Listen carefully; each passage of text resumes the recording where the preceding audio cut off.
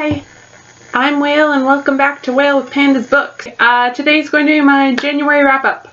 I've read 9 books in January. So here's my lovely jar of books that I've already read this year. So let's just get started. See, they're all numbered and say which thing they are. So I found number 1. A Series of Unfortunate Events. The Bad Beginning by Lemony Snicket.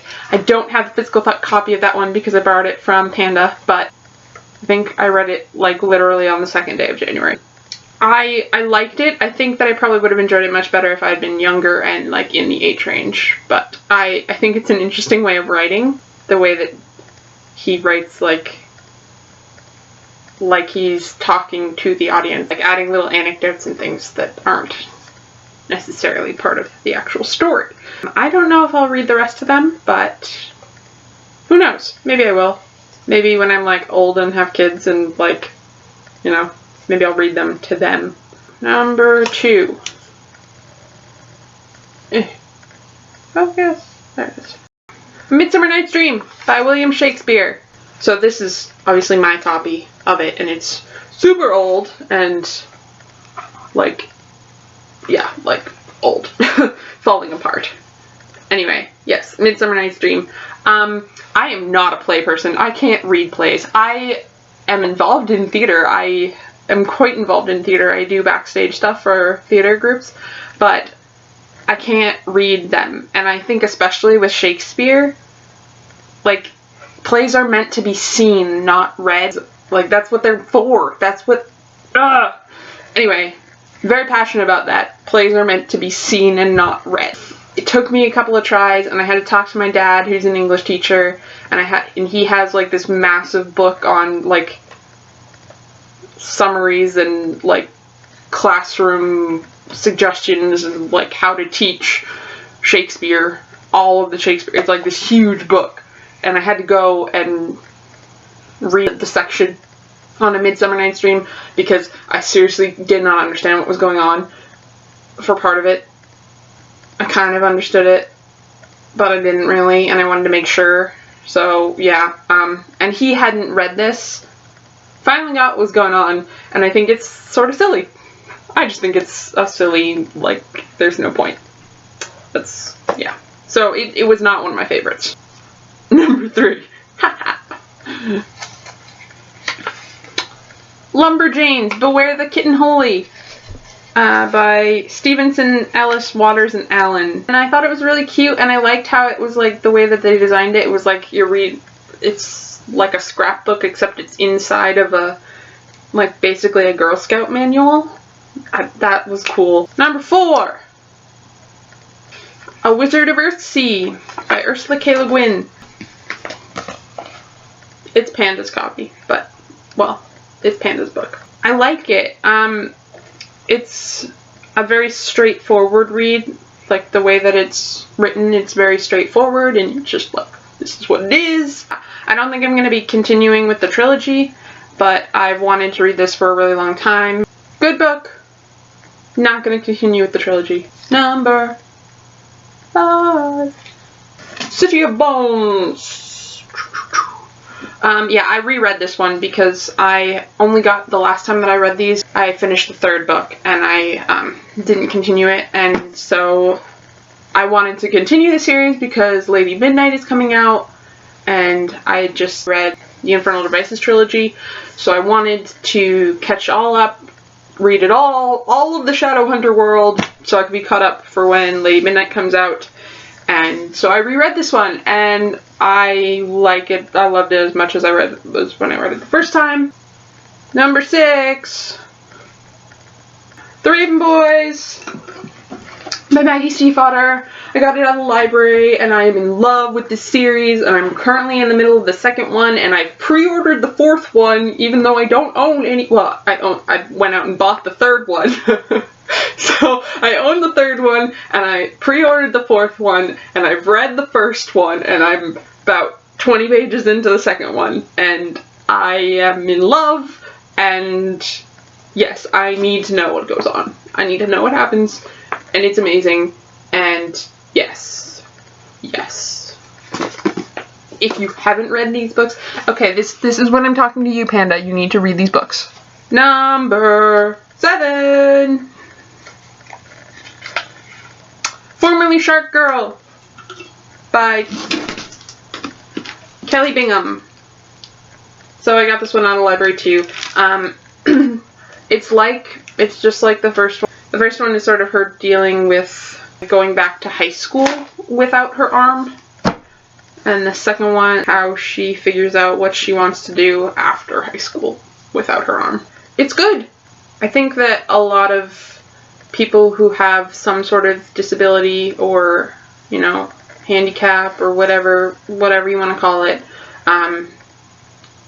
illness, whatever it is, anyone who feels like who has something like that, I think there's something in this book that you can relate to because of the terms that she uses and sort of the broad sense of it. Like, I mean, obviously in this book she got attacked by a shark and she loses part of an arm.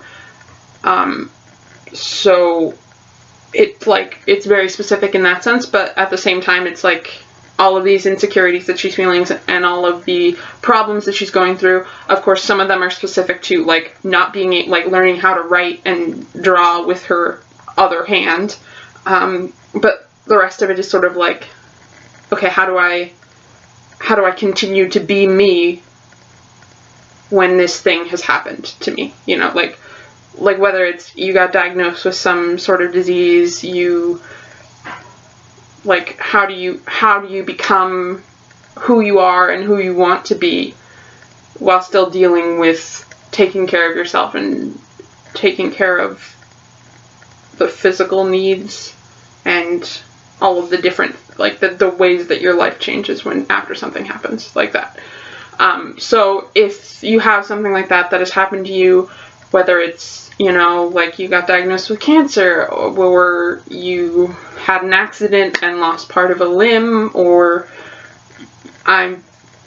something like that, you've gone blind for some reason, I think, I don't know, but I think that you can probably find something to relate to in this book. It was a really good book. I quite enjoyed the series, and it's written in a way where it's like little tiny conversations and phone calls, and like just this is all one, I guess you would call it, chapter. It's just one thing. Number 8, City of Ashes